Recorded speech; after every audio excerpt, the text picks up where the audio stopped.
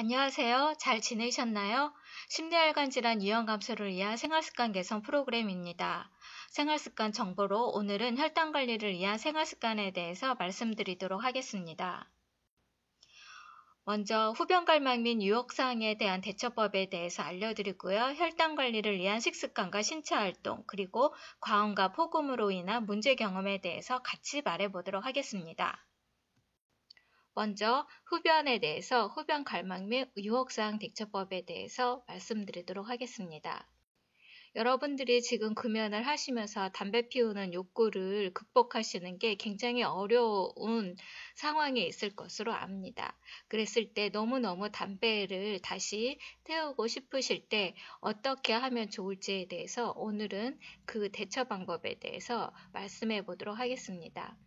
먼저 너무너무 담배가 피우고 싶을 때는 일단은 주의를 환기시키는 방법을 권해드립니다. 다른 활동에 먼저 주의를 돌려보시고요. 그리고 내가 지금 너무너무 담배가 피우고 싶다라는 그런 갈망에 대해서 다른 사람하고 얘기를 나눠보십시오. 그러면서 얘기를 하면서 스트레스를 풀고요. 지금 현재 나는 굉장히 힘들고 고통스럽지만 이 시간이 조금만 지나면 담배 피우는 욕구가 사라지고 나는 금연을 할 수 있다라고 혼잣말을 하시면서 스스로 자기 암시를 해보시기 바랍니다. 그리고 초심을 다시 한번 생각해 보시면서 내가 여기서 다시 중단하고 담배를 피울 경우에 나타날 건강상 위험 문제, 또 가족에게 약속을 한 것에 대해서 실패한 것에 대해서 실망감, 이런 여러 가지 역량 등을 구체적으로 한번 떠올려 보십시오. 그렇게 하시면서 지금은 힘들지만 나는 할 수 있다. 조금만 참으면 이 고비가 넘어갈 것이다. 라고 스스로 혼잣말을 해보시기 바랍니다. 그럼에도 불구하고 부정적인 다시 담배를 피우고 싶은 그런 감정들이 자꾸 떠오를 것입니다.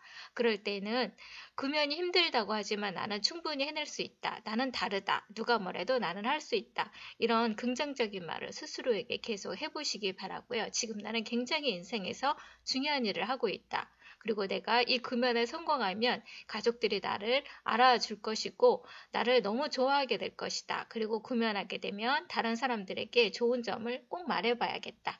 이런 생각들을 해보시기 바랍니다.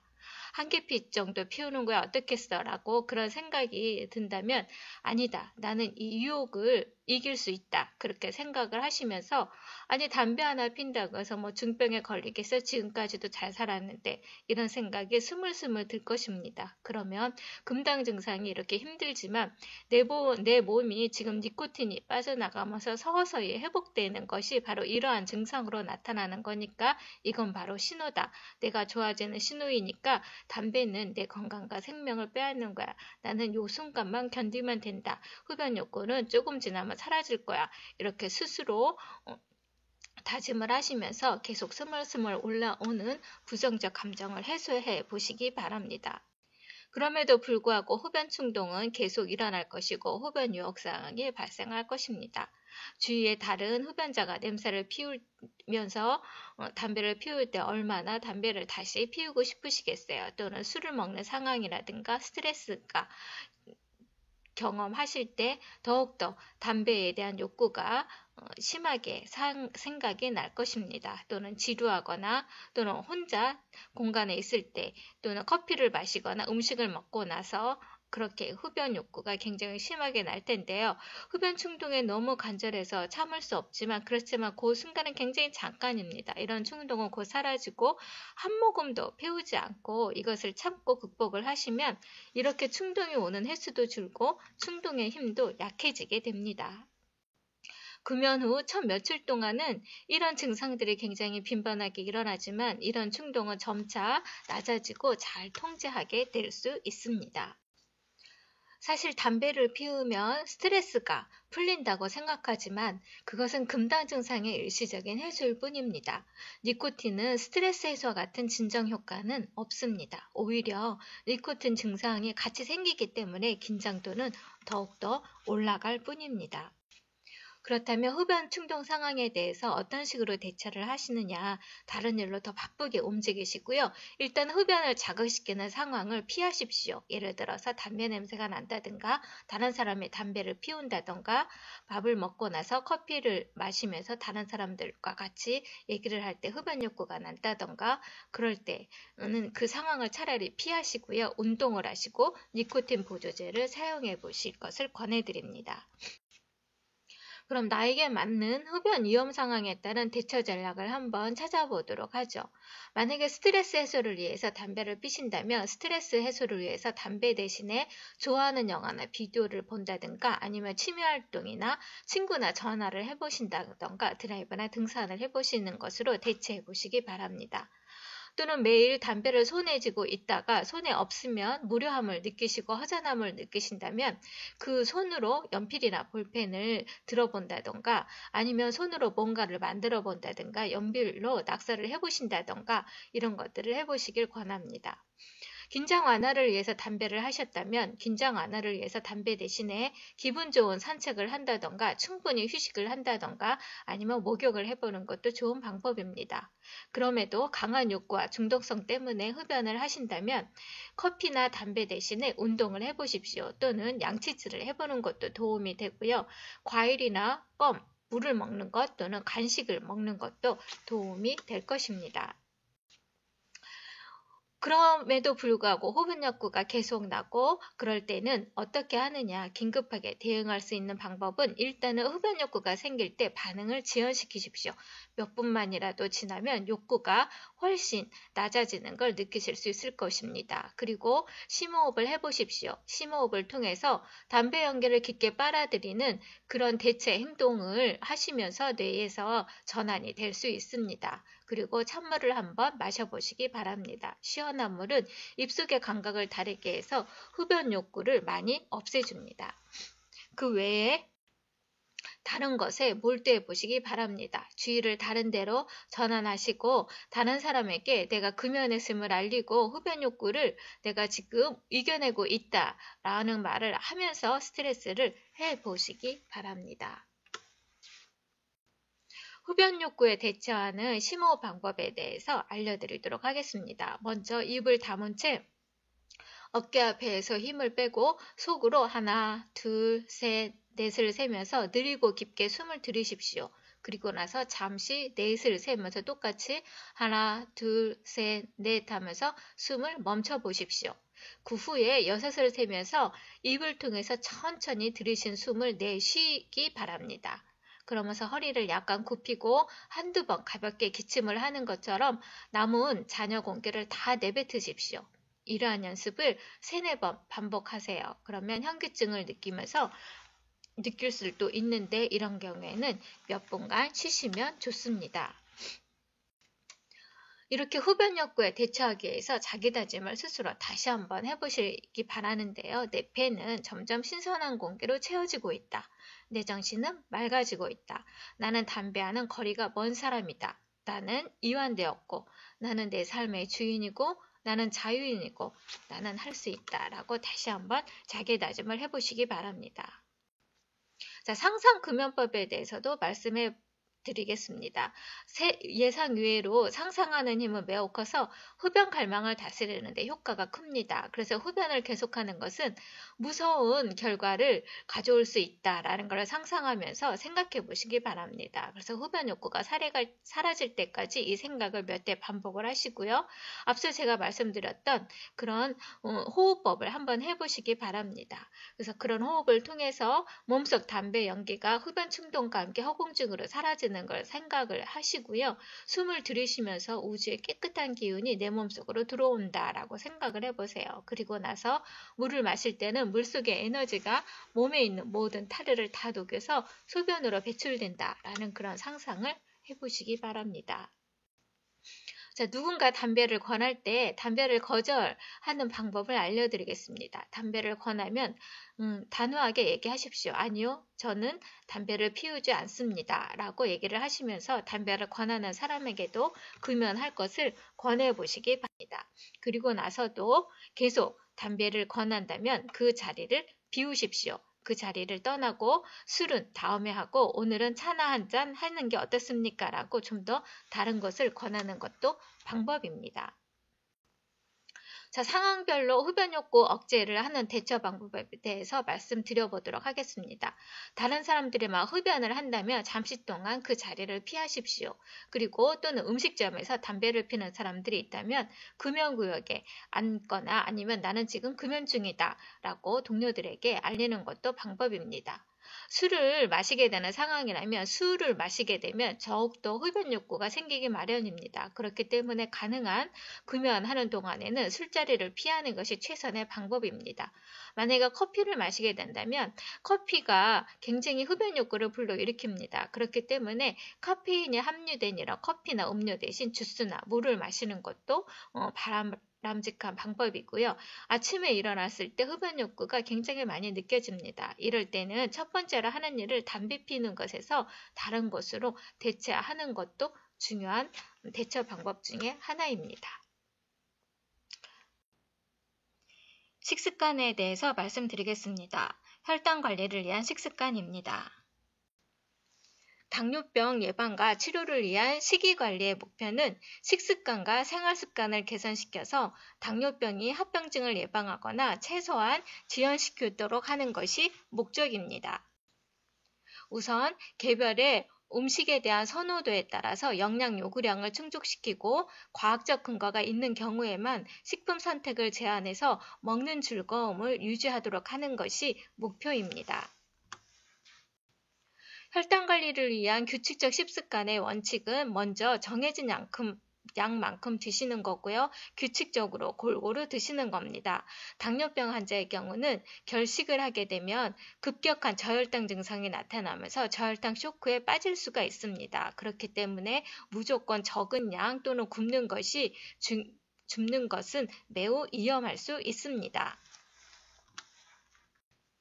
저혈당이 나타났을 때 대처 방법은 혈당이 정상 이하로 떨어지는 게 저혈당이잖아요. 그렇기 때문에 저혈당 대처를 위한 식품으로서는 꿀 한 큰술이라든가 오렌지 주스 반컵 또는 요구르트 1개, 사탕 3, 4개, 콜라 반잔 이런 정도를 드시고 빨리 혈당을 높여주는 것이 중요합니다. 그래서 저혈당 비상시를 대비해서 사탕은 늘 가지고 다니는 습관이 중요합니다. 또 혈당 관리를 위해서는 식품교환표를 활용하는 것이 매우 의미가 있는데요. 식품교환표라는 것은 섭취하고 있는 식품들을 영양소 구성과 열량 구성이 비슷한 것끼리 나누어 묶은 겁니다. 그래서 동일한 식품군 내에서 바꿔 먹을 수가 있습니다. 고지혈증이나 또는 동맥경화증이 있는 환자들의 경우에는 일반 우유보다는 저지방 우유를 선택하는 것, 이런 것들이 바로 식품교환의 적절한 활용 예라고 볼 수 있습니다. 혈당 관리를 위해 적절한 식품 선택을 위해서는 먼저 설탕이나 꿀 같은 단순당 섭취는 주의하셔야 되고요. 적절한 시기를 섬유 섭취하시고 지방을 적정량 섭취하셔서 콜레스테롤 섭취는 제한하셔야 됩니다. 그리고 소금 섭취를 줄이시고 음주는 최대한 자제하시는 것이 좋습니다. 그렇다면 설탕이나 꿀 같은 이러한 단순당 섭취는 어떻게 해야 되느냐? 설탕이나 꿀은 소화 흡수가 빨라서 혈당 상승 촉도를 높입니다. 그리고 설탕이 많은 음식은 비만을 초래할 수가 있어요. 그래서 꿀과 과일에 있는 과당은 과다하게 섭취할 경우 혈당 내 혈액 내 중성지방 상승을 초래할 수 있으므로 주의하셔야 합니다. 그렇다면 탄수화물은 어떤 걸 먹어야 되느냐? 복합당을 드셔야 됩니다. 그래서 아래에 보시는 다당류가 바로 복합당의 예인데요. 곡류라든가 감자, 고구마, 옥수수, 식이섬유로 섭취하는 것이 가장 좋습니다. 혈당지수가 낮은 음식을 선택하는 것이 중요한데요. 혈당지수라는 것은 얼마나 빠른 속도로 혈당 수치를 높이는지를 나타내는 지표입니다. 그래서 혈당지수가 낮은 식품을 선택하면 혈당 조절에 도움이 됩니다.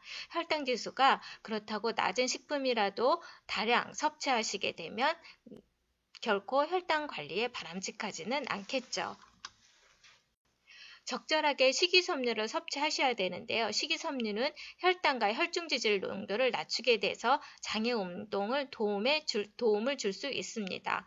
특히 적절한 식이섬유는 식후 혈당 상승을 억제하는 데 도움이 됩니다.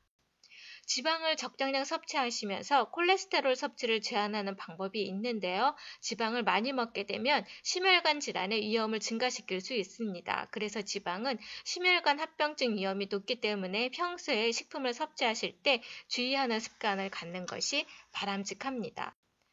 중요한 거는 소금 섭취를 줄이는 겁니다. 그래서 과다한 소금 섭취는 혈압을 상승시킬 수 있기 때문에 항상 싱겁게 먹는 습관을 가지셔야 되고요. 당뇨병 환자의 경우에는 현재 혈압이 높지 않아도 싱겁게 먹는 습관을 가지셔야 됩니다. 두 번째는 음주에 대해서 절주하는 습관을 가지셔야 되는데요. 술은 영양소는 전혀 없고 칼로리만 많이 내는 음식입니다. 그렇기 때문에 음주는 저혈당을 유발할 수 있어서 공복상태 음주는 피하시는 것이 좋습니다.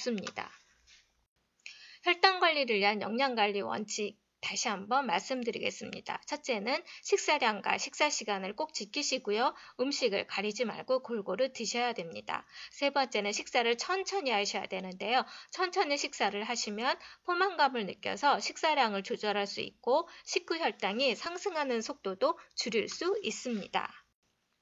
다음은 설탕과 꿀, 사탕 같은 단순당은 드시지 마시고 그것보다는 복합당으로 드시는 것이 더 좋고요. 지방을 제한하시고 식이섬유가 많은 음식을 충분히 섭취하고 음식을 가능한 싱겁게 먹는 것이 중요합니다. 그렇다면 혈당 관리를 위한 조리 방법은 어떤 것이 있을까요? 먼저 튀김 조리법은 피하시고 찜이나 구이, 삶기 등의 방법을 이용해서 조리하는 것이 좋습니다. 그래서 참기름이나 들기름, 식용유 같은 식물성 기름을 사용하시고요. 육류를 요리할 때는 눈에 보이는 지방과 껍질은 제거하셔야 합니다. 기름이 많이 들어가는 볶음 대신 삶거나 데쳐서 조리하는 것이 훨씬 더 바람직해요. 채소를 볶을 때는 기름 대신 물을 살짝 두르고 익히시는 것이 좋습니다. 생선을 조리할 때도 굽거나 찜이나 조림으로 조리하는 것을 제안해 드립니다. 단순당 섭취를 줄이기 위한 식품 선택 방법으로는 첫째, 영양소 표시를 적극 활용하셔서 이 음식이 단순당인지 한번 살펴보시기 바랍니다. 당류 함량이 낮은 것을 선택하시고요. 조리하실 때는 설탕을 줄이시고 설탕 대신에 양파나 올리고당, 양배추, 과일 같은 것들을 이용해서 단맛을 내시는 것이 좋습니다. 그리고 당 함유량이 높은 음료나 빙과 과자류의 섭취를 줄이시고요. 통조림이나 잼, 말린 과일 이런 것들은 당도가 높기 때문에 섭취를 제한하시는 것이 좋습니다. 신체 활동에 대해서 말씀드리겠습니다. 오늘은 혈당 관리를 위한 신체 활동은 어떤 것들이 있는지 알아보도록 하겠습니다. 신체 활동이 혈당 관리에서 매우 좋은 점에 대해서 말씀드리겠습니다. 혈당 관리를 할 때는 이러한 신체 활동이 굉장히 좋은데요. 먼저 근육은 혈액속 포도당을 끌어들여서 연료로 사용하기 때문에 혈당을 떨어뜨리는 효과를 갖습니다. 그래서 운동을 통해서 인슐린 민감성을 향상시켜서 혈당 조절이 잘 되게 하는데요. 운동을 통해서 심혈관계나 호흡기 기능이 좋아지고 혈관을 확장시켜서 혈액순환을 좋게 합니다. 혈당 관리를 위해서 운동을 하실 경우에는 제일 먼저 자가 혈당을 측정해 보는 것이 가장 중요합니다.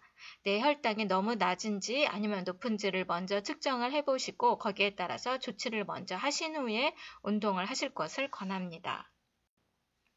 운동 강도에 따라서 혈당 반응은 다 다른데요. 만약에 낮은 수준의 활동을 하신다면 혈당 수준에 큰 영향을 주지는 않겠죠. 하지만 중강도 활동으로 운동을 하신다면 혈당이 조금 상승하고 보다 길게 활동할 경우에 혈당이 감소할 수 있습니다. 고강도 활동을 하는 경우에는 혈당이 많이 감소될 수 있겠죠. 운동 중에 혹시 고위험 혈당 반응이 나타나는지 봐야 되는데요. 운동하는 중에 혈당이 떨어지면서 저혈당 증상이 나타날 수 있습니다. 배가 고프거나 식은땀이 나거나 어지럽고 초조하고 불안하고 떨리고 피로감이 나타난다면 즉시 운동을 중단하시는 것이 좋습니다.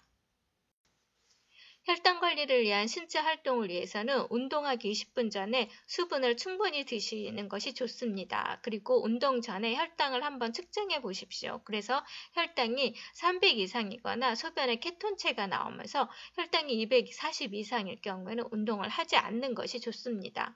또 운동 중에 저혈당 증상이 나타나거나 혈당이 100 이하가 나타난다면 운동을 멈추고 탄수화물을 드시는 것을 권해드립니다.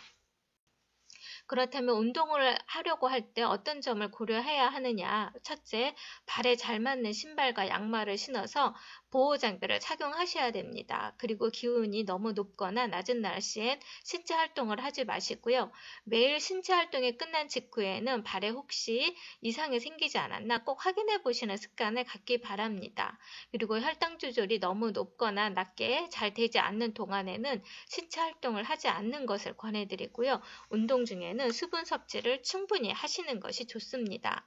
이렇게 혈당 관리를 위한 신체 활동을 위해서는 주당 3에서 7회 정도 하시고요. 여유 있는 심박수 수준으로 하시는 것이 좋습니다. 그렇게 하루 20분에서 60분 정도 신체 활동을 할 것을 권해드립니다. 운동에는 크게 유산소 운동과 근력 운동, 그리고 유연성 운동이 있는데 먼저 유산소 운동에 대해서 안내해 드리도록 하겠습니다. 유산소 운동은 산소 이용 효율이 굉장히 높은 운동입니다. 그렇기 때문에 체중 관리에 굉장히 효과적이고 심장에 부담이 적기 때문에 안전성이 좋은 운동입니다. 그래서 유산소 운동은 주로 조깅, 달리기나 수영이 있는데요. 이런 조깅은 누구든지 언제 어디서나 돈을 들이지 않고 할 수가 있죠. 그리고 자기 몸에 맞는 기준을 지키기 쉽고 특별한 시설이나 기구가 없어도 돼요. 하지만 단점으로서는 다리에 부담이 커서 무릎이 많이 아픈 사람들은 통증을 유발할 수가 있습니다. 수영 같은 경우에도 몸의 일부에 강한 힘을 주는 것이 없다는 것이 장점입니다. 그리고 심장에 적절한 자극을 주고 유연성 단련에 좋지만 단점으로서는 수영은 물에 하중을 저항해서 하기 때문에 하반신 단련이 미흡합니다. 그리고 기병이나 눈병에 걸리기 쉬울 수도 있습니다. 이런 또 지금까지는 유산소 운동을 말씀드렸지만 반대로 무산소 운동이 있습니다. 무산소 운동은 젖산내성이 높아지고 방어 능력이 향상되면서 반대로 안전성이 낮습니다. 이 유산소와 무산성을 합한 혼합 운동이 있습니다. 이 혼합 운동의 경우에는 보통 일반적인 운동이 이렇게 혼합 운동에 많이 있는데요. 유산소 운동의 대표적으로 걷기나 달리기, 수영, 배구, 에어로빅 이런 거라면 무산소 운동은 점프, 투척, 벽밀기, 단거리 전력 질주, 근력 트레이닝 이런 것들입니다. 이 두 개를 합한 것을 혼합 운동이라고 보신다면 축구나 농구, 배구 이런 것들을 얘기합니다. 그래서 여러분들은 유산소 운동이나 무산소 운동, 혼합 운동, 근력 운동, 유연성 운동 중에서 여러분들이 선호하시는 운동은 어떤 겁니까? 여러분들이 관심 있고 선호하시는 운동을 선택을 하셔서 매일 못 하시더라도 일주일에 2, 3일 정도는 꼭 하시기 바랍니다. 음주에 대해서 말씀드리도록 하겠습니다. 오늘은 과음이나 폭음으로 인한 문제 경험과 이렇게 음주가 사회에 미치는 영향과 간접 폐해에 대해서 말씀드리도록 하겠습니다. 음주가 사회에 미치는 영향으로서는 음주는 중독을 일으키는 약물 중에 유해성 1위입니다. 그래서 음주는 본인뿐만 아니라 타인에게 미치는 피해가 굉장히 압도적으로 높습니다. 대표적으로 말하자면 음주운전이라든가 음주를 하고 나서 폭행하거나 강도하거나 강간 등의 강력범죄가 굉장히 있습니다. 특히 부모의 음주는 아동의 사회적, 정서적, 경제적 문제랑 관련이 있고 가정폭력 등을 유발할 수가 있습니다. 이러한 음주를 통한 간접 폐해를 본다면 앞서 말씀드린 이런 음주운전이나 폭력이나 상해, 정신건강 문제 같이 각종 사건, 사고로 주변인에게 부정적 영향을 미치게 되고요. 우리나라 전체 교통사고 사망자 약 10% 정도는 음주운전이 원인입니다. 그리고 살인이나 강도, 폭력, 강간 이런 강력범죄 약 30.4%가 이렇게 음주를 하고 나서 나타나는 범죄입니다. 그래서 술은 타인에게 미치는 피해가 압도적으로 높고 자신과 타인에게 전체적인 피해가 가장 큰 약물입니다.